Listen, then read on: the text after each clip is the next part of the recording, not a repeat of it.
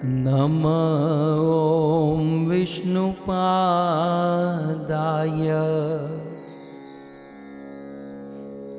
कृष्णप्रेष्ठाय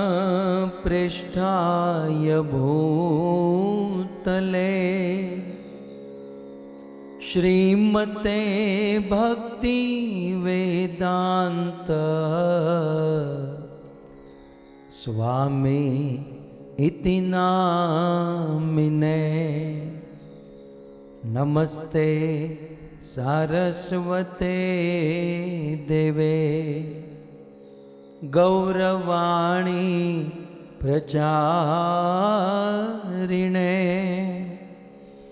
निर्विशेष शून्यवादी पाश्चात्य देशतारिणे। जय श्री कृष्ण चैतन्य प्रभु नित्यानंद श्री अद्वैत गदाधर श्रीवासादि श्री गौर भक्तवृंद। हरे कृष्णा कृष्णा कृष्णा हरे हरे, हरे राम राम राम हरे हरे। श्री पुरुषोत्तम मास की जगत गुरु श्रील प्रभुपाद की। हरे कृष्णा। पवित्र पुरुषोत्तम मास और इस पुरुषोत्तम मास में श्री पद्म पुराण से पुरुषोत्तम महात्म्य एवं व्रत कथा श्रवण करते हुए आज 16वें अध्याय की कथा हम सब श्रवण करेंगे। गत सत्र में 15वें अध्याय में हम सब ने श्रवण किया वाल्मीकि ऋषि राजा दृढ़धनवा के पूर्व जन्म का चरित्र सुना रहे हैं। महाराज दृढ़धनवा पूर्व जन्म में सुदेव नाम के ब्राह्मण हैं। गरुड़ जी के आशीर्वाद से एक सुंदर पुत्र की प्राप्ति हुई है जिनका नाम शुकदेव रखा गया। 12 वर्ष की उम्र हुई, उस शुकदेव की मृत्यु हो गई। गत सत्र में हम सब ने श्रवण किया अपने पुत्र के मरने का शोक उनकी माता गौतमी और पिता सुदेव ये दोनों क्रंदन कर रहे हैं, शोक मना रहे हैं, दुखी हो रहे हैं। अपने पुत्र के शव को गोद में लेकर श्री सुदेव ब्राह्मण क्रंदन करते रहे, भगवान को स्तुति करते रहे, भगवान का चिंतन करते रहे।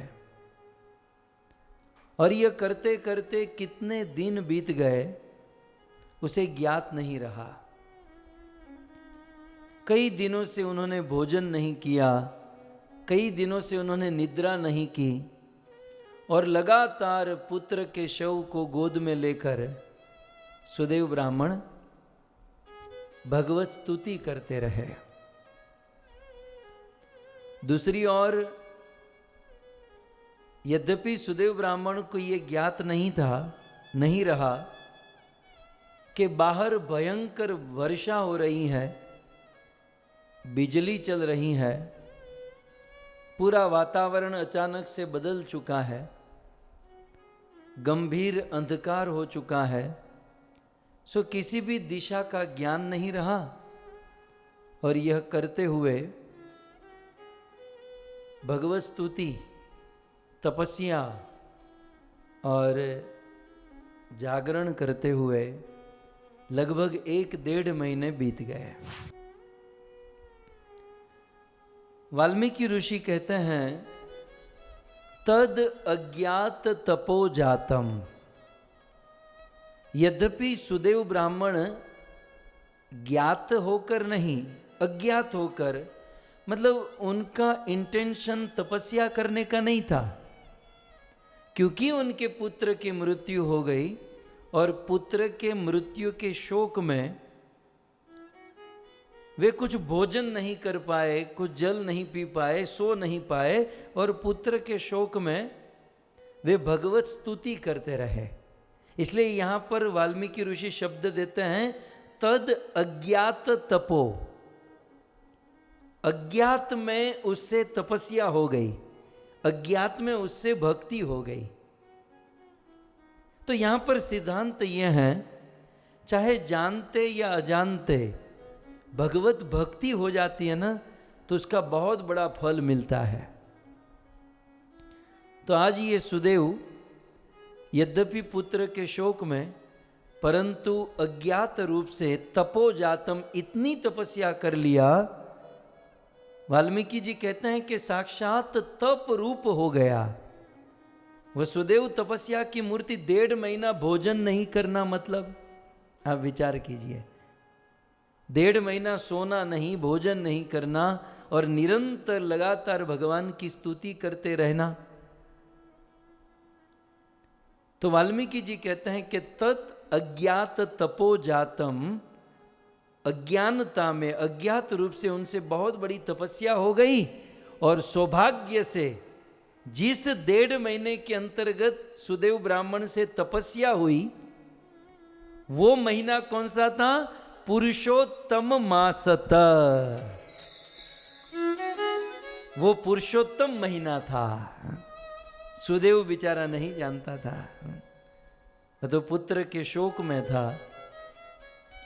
सो पुरुषोत्तम मासत, उस पुरुषोत्तम मास चल रहा था, और पुरुषोत्तम मास में अज्ञात, अजानता में, अनजान में भगवत भजन, भगवान की भक्ति हो गई। और इसलिए क्या हुआ, पुत्र की लाश को गोद में लेकर क्रंदन आदि कर रहा था, और जैसे ही वो 1 महीना पुरुषोत्तम मास बीत गया, पुरुषोत्तम मासत बीत गया, तो विष्णु कमल पत्राक्ष प्रादुर्सित महामना। उस सुदेव ब्राह्मण के सामने भगवान श्री विष्णु प्रकट हो गए। कैसे भगवान श्री विष्णु? कमल पत्र अक्ष। जिस भगवान विष्णु की आंखें कमल के पत्र के समान सुंदर है, कमल का पत्ता बहुत लंबा चौड़ा होता है, भगवान विष्णु की आंखें भी यहाँ कान तक लंबी है। सो कमल पत्राक्ष, कमल के पत्र के समान जिनकी आंखें हैं, जिनकी आंखों में कृपा भरी हुई है, अपने भक्तों की ओर कृपा भरी निगाह से देखते हैं, ऐसे भगवान विष्णु प्रादुर आसित महामना, उस महामना श्री सुदेव ब्राह्मण के सामने प्रकट हो गए। और क्या कहते हैं? प्रादुर्भूते जगन्नाथे। भगवान जगन्नाथ जब सुदेव ब्राह्मण के सामने प्रकट हुए, सिचुएशन आप जानते हैं, शोक का माहौल था, पुत्र की लाश गोद में थी, 1.5 महीने से न कुछ खाया पिया, और भगवान जगन्नाथ सामने खड़े हैं। सो प्रादुर्भूते जगन्नाथे विलीना पाप राशय। जब भगवान उनके सामने प्रकट हुए, तो सुदेव की जो पाप राशि थी, उनके जीवन में जो थोड़ा बहुत भी बुरा कर्म, दुष्कर्म था, वह सब दूर हो गया। प्रादुर्भूते जगन्नाथे विलीना पाप राशय। सुदेव के जीवन का जो भी अपराध था, अवरोध था, विघ्न था, वो सारी पाप राशि दूर हो गई। और ददर्श कमलाकांत, उस सुदेव ने अपने सामने खड़े हुए कमलाकांत, कमल माने वो कमल, और जो कमल को धारण करती हैं उसे कमला कहते हैं। और कमला के कांत, कमला के पति वो है लक्ष्मी के पति। सो कमल को धारण करती हैं लक्ष्मी जी, इसलिए उनको कमला कहता है। सो कमल, कमल तो पुष्प है, कमल को धारण करने वाली कमला माने लक्ष्मी, और कांत माने पति, कमला कांत माने लक्ष्मी के पति। सो सुदेव ब्राह्मण ने ददर्श कमला कांतम, लक्ष्मी के पति भगवान विष्णु को ददर्श देखा। कैसे? भूषणम लक्ष्मणाग्रजम, लक्ष्मण के बड़े भाई भगवान श्री विष्णु को बहुत सुंदर आभूषण से सुशोभित देखा। देखते ही सुदेव ब्राह्मण ने भगवान विष्णु को दंडवत प्रणाम किया, दोनों हाथ जोड़कर उनके सामने बैठ गए। और सुदेव ब्राह्मण कुछ बोले उसके पहले भगवान विष्णु ही बोलने लगे। भगवान भी जानते ना, बेचारा 1.5 महीने से तो बोल ही रहा है। कल हमने वो सुना ना, श्लोकों में स्तुति, अनेकों श्लोकों में स्तुति। सो भगवान भी बेचारे जान गए कि ये 1.5 महीने से बोल ही रहा है, अब मेरे बोलने का टाइम है। सो भगवान विष्णु उवाच, भगवान श्री विष्णु बोलने लगे। भो भो द्विजवर श्रीमान पुण्यवानसि साम्प्रतं त्वद्भाग्यमानं कर्तुं मयाप्य येन शक्यते।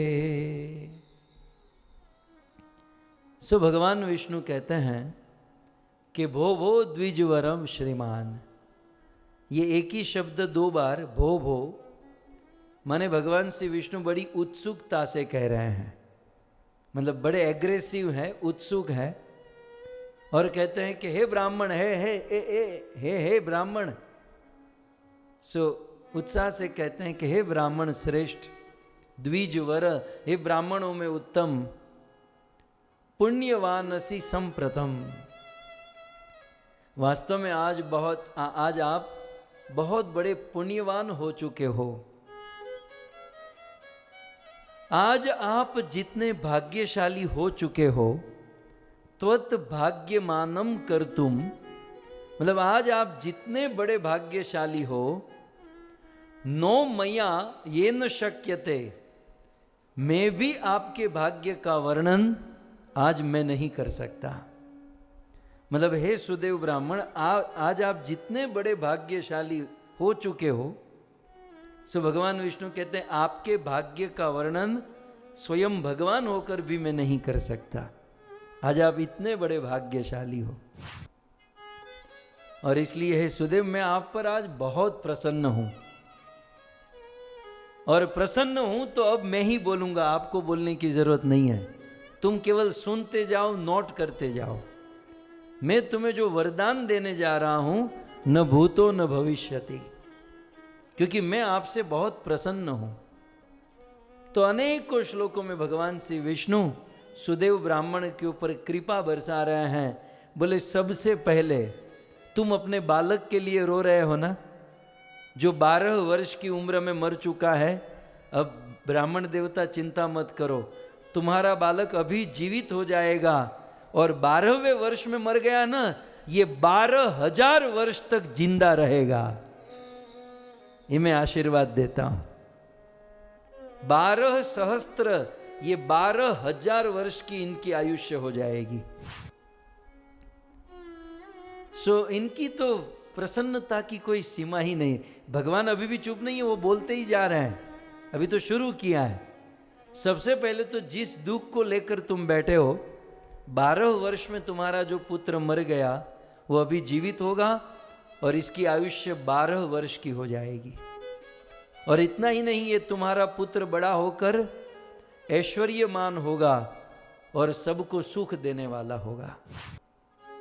मैं आशीर्वाद देता हूं सुदेव, ये तुम्हारे पुत्र के ऐश्वर्य को देखकर मनुष्य तो मनुष्य, देवता, नाग, यक्ष, किन्नर, ये सब लोग कामना करेंगे कि जो आशीर्वाद सुदेव के बेटे शुकदेव को मिला है वो आशीर्वाद हमारे पुत्र को भी मिल जाए, क्योंकि आज तक ऐसा आशीर्वाद मैंने किसी को नहीं दिया। और इतना ही नहीं, ये आपका बेटा 12,000 वर्ष तक, 12,000 वर्ष ठीक है ना सुदेव? अब सुदेव तो बेचारा 100 साल में भी संतुष्ट था। भगवान ने पूछा 12,000 ठीक है ना? अब बेचारा क्या बोले? बोले 12,000 वर्ष तक जिएगा, राज करेगा, और 12,000 वर्ष के बाद जब इसकी मृत्यु होगी तो मेरे धाम वैकुंठ को प्राप्त करेगा। सुदेव ने सोचा कि बस भगवान का पूरा हो गया, प्रणाम करने। अरे रुक, प्रणाम मत कर, अभी मेरा पूरा नहीं हुआ, मुझे बोलने दे, मैं तेरे पर आज बहुत खुश हूं। हम लोगों ने सुना है ना, भगवान जब देते हैं तो छप्पर फाड़ कर देते हैं तो ये छप्पर फाड़ रहा है। बोले रुक, अभी अभी बाकी है। सुदेव, ये तो तेरे बेटे की बात हुई, ठीक है? अब मैं तुझे आशीर्वाद देता हूं कि तू भी इस जीवन में परम सुखी होगा, और तू जब तक जीवित है अपने पुत्र का चेहरा रोज देखेगा, तेरा पुत्र तेरी सेवा करेगा, और सुदेव तेरी मृत्यु होने के बाद तेरा दूसरा जन्म दृढ़ धनवा राजा के रूप में होगा। ये 4-5 दिन से हम जो माथे में लेकर घूम रहे हैं ना, ये आज उसका सब सॉल्यूशन आ रहा है। तो सुदेव, तू इस जीवन में भी सुखी हो जाएगा, तुझे पुत्र सुख मिलेगा, और मरने के बाद तू दृढ़ धनवा नाम का राजा बनेगा। साधारण राजा नहीं, चक्रवर्ती सम्राट होगा, पूरी धरती तुझे सलाम करेगी, और बहुत काल तक तो इस धरती पर, पृथ्वी पर, समग्र पृथ्वी पर राज करेगा। और उस दृढ़ धनवा राजा के रूप में तू 30,000 वर्ष तक उस राज सिंहासन पर बैठेगा। ये मैं तुझे आशीर्वाद देता हूं। 30,000 वर्ष तक तेरी आयुष्य होगी, आयुष्य नहीं, राज करेगा। और उस दृढ़ धनवा राजा के रूप में तुझे 4 पुत्र होंगे और एक सुंदर कन्या होगी। तेरी बहुत सुंदर पत्नी होगी जिसका नाम होगा गुण सुंदरी। और 30,000 वर्ष तक ये 4 पुत्र कन्या अपनी पत्नी के साथ गृहस्थ जीवन को पूर्ण रूप से तुम भोगेंगे, सुख को प्राप्त होंगे। और फिर 30,000 वर्ष के बाद राजन, तुम वन में जाओगे, और वन में अभी ये जो तुम्हारे सामने बेटा है ना, क्या नाम है तुम्हारे बेटे का? नाम क्या है? शुकदेव। ये सुदेव को कह रहे हैं ना, ये तुम्हारा बेटा शुकदेव है ना।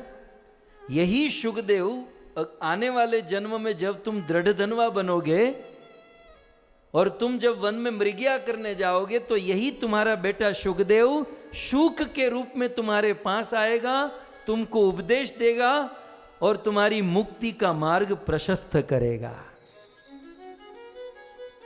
सेटिंग देखिए आप, भगवान का योग। ये सारी बात संस्कृत के श्लोक में है। क्या कहते हैं? भविष्योति शुको भूतवा। हे सुदेव, ये तुम्हारा बेटा जो है ना, अभी गोद में लेटा है, जिसका नाम तुमने शुकदेव रखा है, ये भविष्य में जब तुम दृढ़ धनवा राजा बनोगे तो भविष्यति शुको भूतवा, ये शुक पैरोट बनेगा, और तुम मृगया करके उस पेड़ के नीचे बैठोगे, तब ये तोते के रूप में आएगा। वाक्यम एकम वदिष्यति, और ये तुम्हारा बेटा तुमको एक श्लोक, एक वाक्य कहेगा। और श्रुत्वा वाक्यम शुक प्रोक्तम, और उस शुक के द्वारा कहा हुआ वाक्य को सुनकर निर्विण्ण त्वम गृहाश्रितः, तुम अपनी घर गृहस्थी से विरक्त हो जाओगे। ये भगवान विष्णु ने कहा। तो ये बेटा तुमको वैराग्य दिलाएगा, शुक के रूप में आएगा और तुम्हें तत्व का ज्ञान कराएगा। और जब तुम उस शुक के मुख से उपदेश सुनोगे, तुमको समझ में नहीं आएगा। ये भगवान ने पहले से कहा, तुमको समझ में नहीं आएगा तो क्या होगा? दुर्मनाश चिंतया मानस्तु, तुम अपने मन में चिंतित होंगे, तुम बहुत चिंता करोगे कि आखिर वो क्या कहना चाहता था, आखिर ये सब क्यों। तो उस समय मेरी कृपा से वाल्मीकिम मुनिम आप्यसी, वाल्मीकि ऋषि तुम्हारे पास आएंगे। ये सब भगवान कह रहे हैं पूर्व जन्म में। सो दुर्मनाश चिंतमानस्तु, तुम जब उस सुख को लेकर, उस उपदेश को लेकर चिंता करोगे तो वाल्मीकि मुनिम आप्यसी, वाल्मीकि ऋषि आएंगे। तेन निर्भिन्न संदेह, और वाल्मीकि ऋषि आपके सारे संशय संदेह को निर्भिन्न दूर कर देंगे। और जाल सद्यो विमुक्तिमान, और दुखों की जाल को दूर करके तुम्हें विमुक्ति अपने निज स्वरूप में स्थित कर देंगे। हे ब्राह्मण, मेरे चरण सेवन से उत्तम काल के अंग को प्राप्त होकर स्त्री रहित तुम मेरे उत्तम स्थान को बाद में प्राप्त कर लोगे। मतलब वाल्मीकि ऋषि उपदेश देकर जाएंगे तो फिर तुम अपना घर बार सब कुछ, पत्नी पुत्र को त्याग कर वैराग्य लेकर निकल जाओगे, मेरी भक्ति करोगे, मेरे धाम वैकुंठ को प्राप्त हो जाओगे उस दृढ़ धनवा राजा के रूप में। जब इस प्रकार से अमित तेजस्वी अद्भुत तेजधारी भगवान विष्णु ने इस सुदेव ब्राह्मण को ये वरदान, ये वचन कहे, तब वाल्मीकि ऋषि कहते हैं, द्विजात्मज समुत्थयो पुत्रोर आनंदयन मनः सुरा सर्वे च संतुष्टा कुसुमे वृषुर्मुहु। क्या हुआ? भगवान विष्णु ने जब इस प्रकार से कहा कि तुम्हारा बेटा जीवित होगा और ये सब मैं तुम्हें दूंगा, तब भगवान ने हाथ आगे किया, कहा बेटा जीवित होगा। तो द्विज आत्मज समुत्थस्यो, उस द्विज का बेटा जो मर चुका था, सुदेव, तो वह सुदेव भगवान के कहने से खड़ा हो गया। द्विज आत्मज समुत्थस्थो, और पितरोर आनंद यन मनः, और अपने पितृ माता पिता को परम आनंद प्रदान किया। जिस बालक को जीवित होने का कोई चांस नहीं था, वो बालक उठ खड़ा हुआ तो कहते हैं सुरा सर्वेच संतुष्टा, सभी देवता प्रकट हो गए, सभी देवता संतुष्ट हुए, और कुसुमे वर्षुर मुहु, और देवतागण अपने हाथों से पुष्प की वृष्टि करने लगे। इस प्रकार से देवताओं ने जय जयकार किया, ब्राह्मण का पुत्र जीवित हुआ। आगे कहते हैं द्विजो भूचकित स्तूर्णम, द्विज वो ब्राह्मण सुदेव भूचकित माने विस्मित हो गया, अति विस्मित मानस, अत्यंत चकित हुआ, विस्मित हुआ, और विस्मित होकर प्रउवाच भुवने नाशम भुवने शानम केन तुष्टो सिमे विभो। अब देखिए, अब मेन पॉइंट, आज की पूरी कथा का प्राण यहां पर छुपा है, ध्यान से सुनिएगा। जब ये सब कुछ हो गया, बालक जीवित हो गया, सब कुछ हो गया, तब वो सुदेव ब्राह्मण भगवान से क्या कहता है कि हे प्रभु, आपके इतने प्रसन्नता का कारण क्या है? मतलब आप आज इतने मेहरबान क्यों हो गए? इतना मेहरबान आज तक आप किसी पर नहीं हुए, इतनी सारी मेहरबानी। सुदेव उवाच, ध्यान से सुनिए, बहुत सुंदर सुदेव ने कहा। सुदेव ने क्या कहा? चतुर्वत्सर साहस्त्रम, 12-15 साल पहले मैंने चतुर्वस्त्र साहस्त्रम, मैंने 4000 वर्ष तक तपस तप्तम पुरा मया, मैंने तपस्या की थी। मैंने 12-15 साल पहले, मेरे बेटे के जन्म के पहले, आपने सुना था ना 2-3 दिन पहले कि सुदेव ब्राह्मण ने 4000 वर्ष तपस्या की ताम्रपर्णी के तट पर। सो प्रभु चतुर्वत्सर सहस्त्रम तपस तप्तम पुरा मया, मैंने पहले 4000 वर्ष तपस्या की, और उस 4000 वर्ष तपस्या करके आप इतने प्रसन्न नहीं हुए थे जितने आज प्रसन्न हुए हो। क्योंकि 4000 वर्ष पहले जब मैंने तपस्या की तो आपने ओपन कह दिया कि न ददो किम सुतम मह्यम, मैं आपको पुत्र नहीं दे सकता। राइट? 4000 वर्ष तपस्या करने के बाद गरुड़ ध्वज गरुड़ जी के साथ आप आए और आपने क्या कहा, मैं आपको बेटा नहीं दे सकता। तो प्रभु आपने मुझे पुत्र नहीं दिया, ये तो गरुड़ जी ने मुझे बेटा दिया, तो आपने तो मुझे बेटा नहीं दिया। उस समय आप इतने मेहरबान नहीं थे। और अधुना, अगले श्लोक में कहते हैं, अधुना केन में भाग्यम, और अभी आपने मुझे बेटा भी दिया और बेटे के साथ इतना कुछ दे दिया, अद्भुतम जगदीश्वरम। उस समय 4000 वर्ष की तपस्या की थी, फिर भी आपने बेटा नहीं दिया, और इस समय मैंने कुछ नहीं किया तो आपने बेटा भी दे दिया और साथ ही साथ अनेकों प्रकार का आशीर्वाद दे दिया। हे जगदीश्वर, ये तो परम अद्भुत बात है। ये न नष्टम सुतम भोगान अन्य जन्मनि दुर्लभान, ये तो परम दुर्लभ बात है कि मेरा बेटा इस जन्म में भी भोग भोगेगा, मतलब सुख को प्राप्त होगा और फिर मुक्ति को प्राप्त होगा। सो तद अंते मोक्ष में वापी सुरेर अपि सुदुर्लभान। आपने अभी जो आशीर्वाद वरदान दिया, ये देवताओं को भी दुर्लभ है। सो तन्मे ब्रूहि महाराज संशयो अत्र महात्मना। तो आपको समझ में आ गया ना, ये सुदेव ब्राह्मण क्या कहना चाहता है कि वहाँ मैंने 4000 वर्ष तक तपस्या की, लेकिन फिर भी आप प्रसन्न नहीं हुए, और आप आए मेरे सामने आए, लेकिन मुझे बेटा नहीं दिया, ये तो गरुड़ जी ने दिया। और अभी मैंने आपकी कोई तपस्या नहीं की, आप प्रकट हुए, मुझे बेटा भी दिया, बेटे को मुक्ति का वरदान, मुझे दूसरे जन्म में 30,000 वर्ष, और अच्छा अच्छा आपने इतना सारा किया। तो इस मेहरबानी का कारण क्या है? तब भगवान विष्णु सुदेव ब्राह्मण को कहते हैं कि सुदेव, तूने कितने दिन से कुछ नहीं खाया?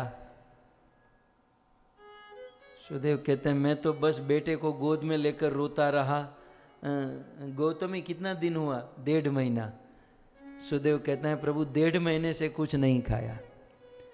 बोले, तूने कितने दिन से निद्रा नहीं की? तूने कितने दिन से जागरण किया? बोले, प्रभु 1.5 महीने से मैं सोया भी नहीं हूँ, मैं खाया भी नहीं हूँ।